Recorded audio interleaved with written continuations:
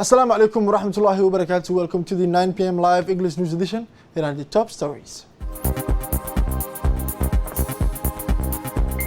Conference on medical and medicinal research in the People's Palace.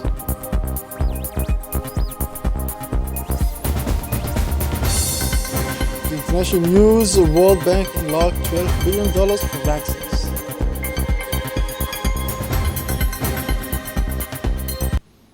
Hello, welcome to our newsroom for having the news in details.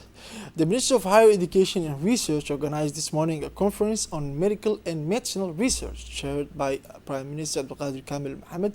The conference brought together many Djiboutian experts from the Center for Study Research of Djibouti and the Ministry of Health.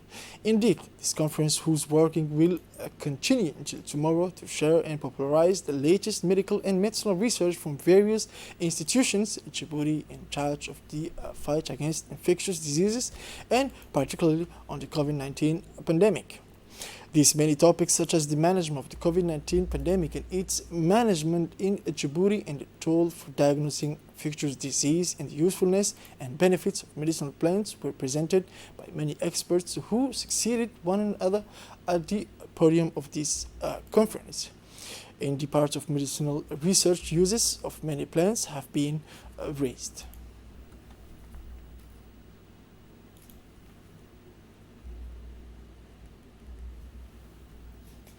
In his speech, His Excellency the Minister of Health, Mr. Mohamed Rassamat Dirie, expressed his happiness and joy at the opening of the special conference on medical scientific research devoted to the presentation of the COVID-19 pandemic. Let's listen to him.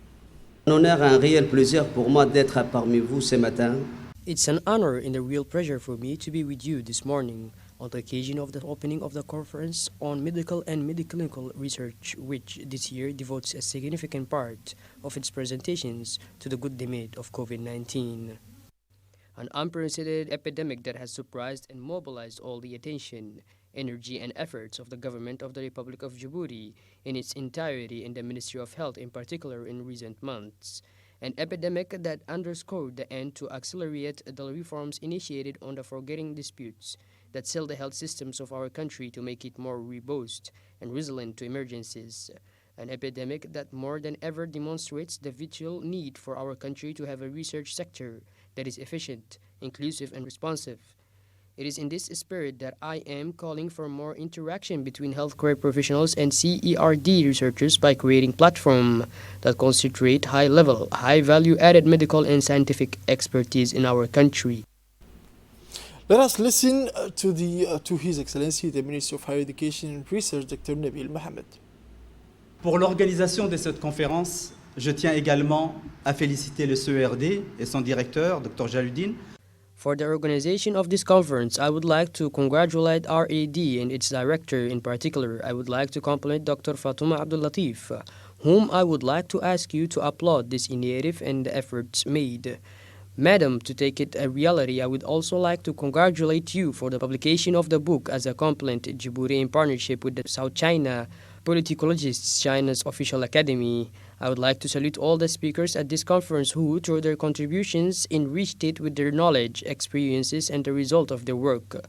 I salute these speakers from the Ministry of Health, CERT, and the University of Djibouti, the National Police, civil society, and as individuals, gave expertise of their experiences. This conference takes place in a special context. Still, it must be remembered that you all know it affects the whole world, that of the COVID-19. This pandemic that began because of a virus, the coronavirus, from the beginning of the year of 2020. It is still topical since there is no cure. There is still no vaccine. In any case, one thing is certain is that in the face of this epidemic of the COVID-19, all actors, doctors, specialists, medical staff, all in Djibouti made their best to fight this virus. And we would like to pay great tribute to the President of the Republic, His Excellency Ismail Omar Guelleh, who has put the training of our citizens at the forefront of his priorities and his policy. Moving now to the speech of His Excellency the Prime Minister, Mr. Abdulqadir Kamil Mohammed, who presided over this conference. Conférence intitulée Recherche médicale et médicinale dont l'importance. This conference, medical and medical research, is of utmost importance at a time when the coronavirus continues to have a global negative impact on health and the economy. To date, we are pleased that, beyond the alarmist forecasts for the African continent, our country has managed to contain the spread of COVID-19, to limit the number of cases with complications in intensive care as well as the number of deaths. Certainly, the results of the last few weeks with a very, very low rate of daily contamination or even 0 cases per day gave us comfort. All of this was possible thanks to the efforts of all, and I would like to pay tribute to all the medical and hospital staff as well as to the corpus. I simply say thank you. I congratulate you for your work and abnegation. I would also like to once again urge the entire population of Djibouti to remain vigilant and to continue to respect the gestures, barriers, and wise advice continually issued by the Ministry of Health. They are the sole guarantor of the prevention programs of all the efforts made to contain the disease.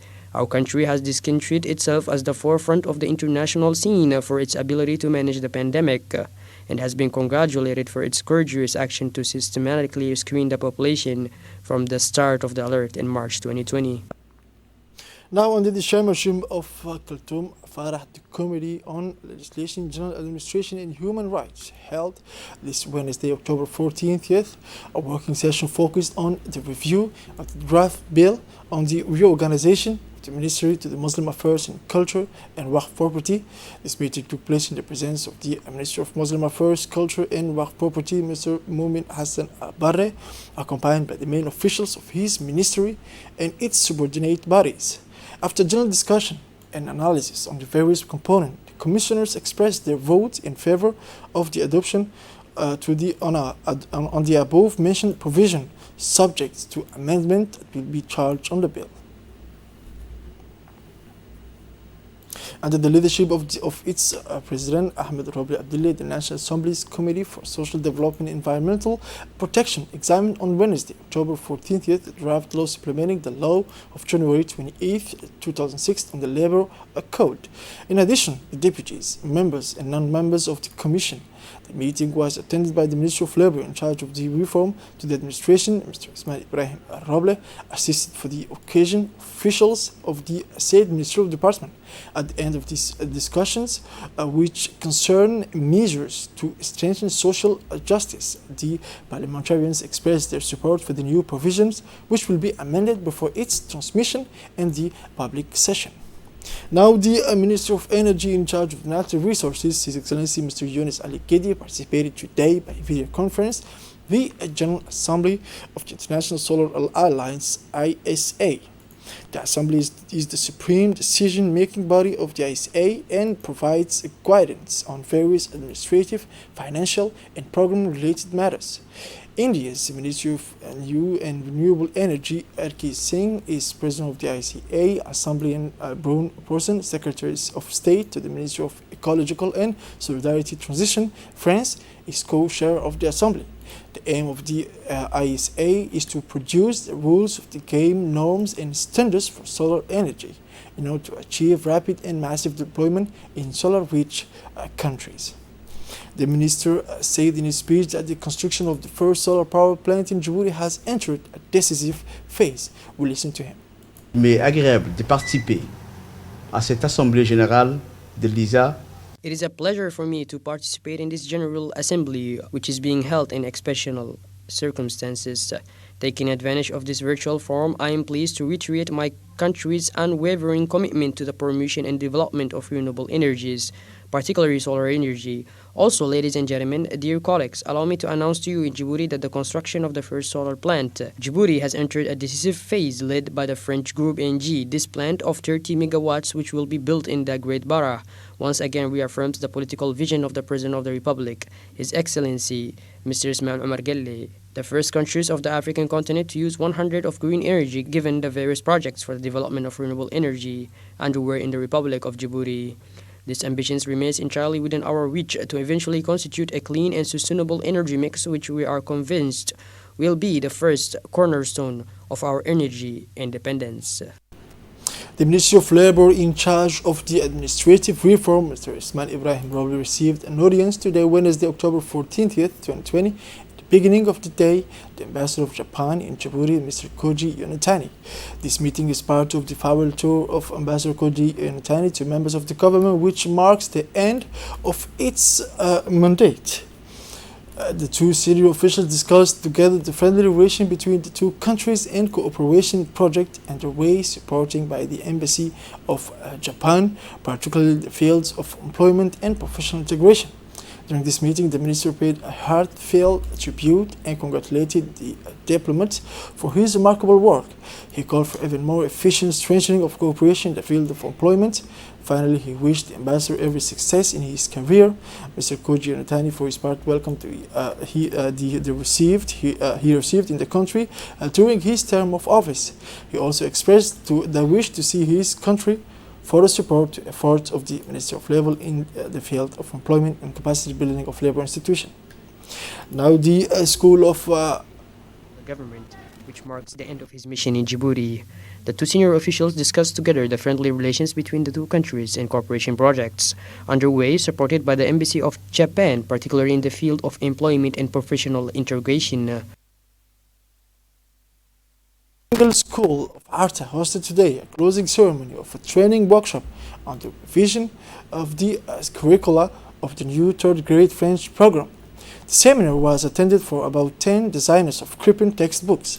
As a reminder, the training workshop which took place from October 3rd to 12, 2020 was organized by the FHI 360 and was led by the expert consultant of the FHI 360, Mrs. Suad Qasim, and the facilitator of FHI 360, Mrs. Samira Ismail Abdou.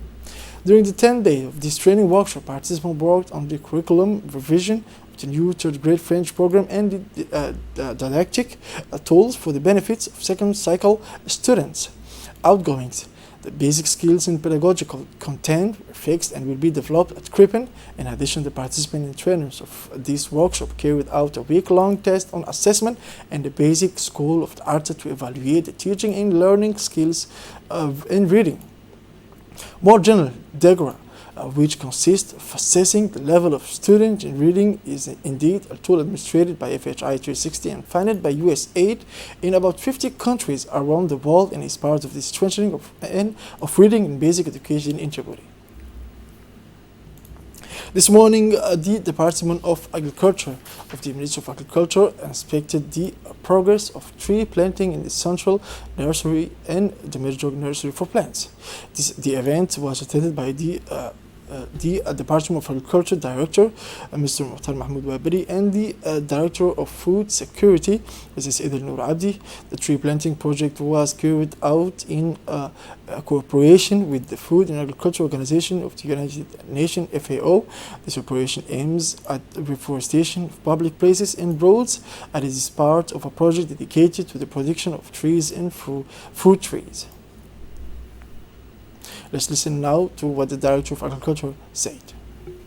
Are in the agriculture department, more precisely in the central nursery. As you see behind me, there is the production of seedlings that is going on, and this production, the objectives of mass production of species for reforestation and also for forestation. That is to say, we also want to plant trees in areas where there were formerly no trees. So in this central nursery, there is a work in progress or mass production of seedlings. You have the seedlings from neem that are destined for distribution for the city of Djibouti so that the life in the city can be seen in a more important way. And the purpose of these productions is not only for the city, but also for the reforestation at the rural level, for the production of plants at the nursery level. Here we have collaborated with the FAO, who provided us with the greenhouse as part of the project. And this project is not only for the production of trees, but also for the production of fruit plants. So all this work consists and aims to produce trees for the big operation that was launched last year, from the planting of 100,000 euros per year and until reaching the production of 2 million seedlings. Guled Stadium hosted this morning the launch of a referee training of athletics by the Department of Sport to the State Secretary for Youth and Sport in collaboration with the Djiboutian Federation of Athletics. This training benefits for more than 35 participants, mostly young people, and especially volunteer coaches, team leaders, and facilitators of CDCs, and will close tomorrow with the delivery of a certificate of completion to the recipients. The sports director, Musab, stressed the need to upgrade the referees of athletics because he said sport performance in all disciplines are always dependent on the degree of competence of the coaching staff. The State Secretary for Youth and Sport, Excellency Hassan Mohamed Kamil, welcomed this initiative, confident that this upgrading of referees will help advance athletics in Djibouti. Now, as part of regular maritime surveillance operation in Djibouti territorial waters, a team of the Djiboutian Coast Guard on patrol in the area of Kodori intercepted in the evening of October 13, 2020, around 18:15, Yemen boat. As part of our regular maritime surveillance operations in Djibouti territorial waters, a team of the Djiboutian Coast Guard on patrol in the area of Gadour intercepted in the evening of October 13, 2020, around 6:15 p.m., two Yemeni boats type Yamaha, active in illegal fishing and carrying about 500 kilos of fish caught in our territorial waters. 10 members of Yemeni crews in a situation of failure to steer in our country were arrested during this operation. The Coast Guard continues its relentless efforts to put an end to the activities of these traffickers who plunder our fishing resources in large quantities. The investigation has been entrusted to the Coast Guard's Research, Investigation and Judicial Affairs Brigade, and these individuals will be brought to justice, while the two boats will be seized and at the fishing port pending a court decision. Moving on to international news, future treatment for COVID-19 will not lack funding. More details in this video. Future treatments for COVID-19 will not lack funding. The World Bank yesterday approved a $12 billion aid package to ensure developing countries have rapid access to vaccines when they become available. This envelope will be used to finance the purchase and distribution of COVID-19 vaccines, tests, and treatments for their citizens, the institution said. This funding could make it possible to vaccinate up to 1 billion people, she added. The World Bank intended to send a signal to the research and pharmaceutical industry that citizens of developing countries must also have access to safe and effective COVID-19 vaccines. This is it for this edition, dear viewers. Thank you for watching us and have a wonderful evening.